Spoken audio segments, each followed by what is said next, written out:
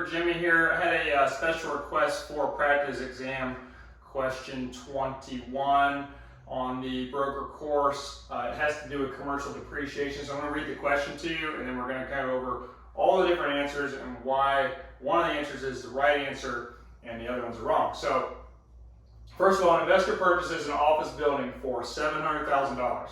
He pays $4,000 for an appraisal, $1,000 for a survey, $30,000 for broker commission, and $3,000 for title insurance. The appraised value is $700,000 with the land value being $140,000.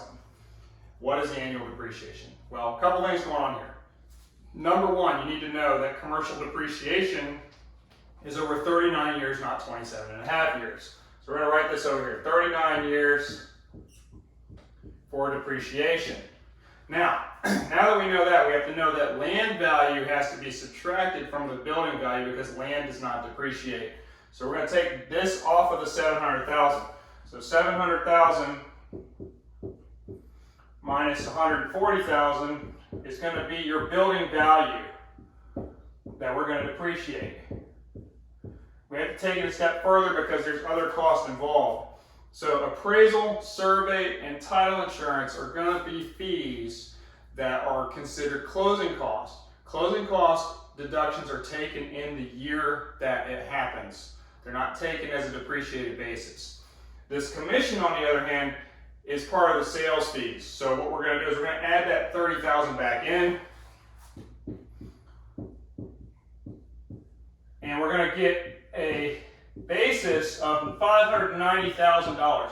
This $590,000 is going to be divided over 39 years, and you're going to get $15,128.21. Now, answer B is the closest answer to that. The math in this question is off a little bit, so keep that in mind. Now, let's talk about the other answers. That first number is this $560,000 divided by 39 years. Well, we have to figure this into the equation, this $30,000 into the equation. If we don't, then it's wrong. So A is incorrect, B is correct, C is 700,000 divided into 39 years, and D is the same divided into 27 and a half years. And you can check the math, it's either 730 or 700,000, but in either case, C and D are both incorrect.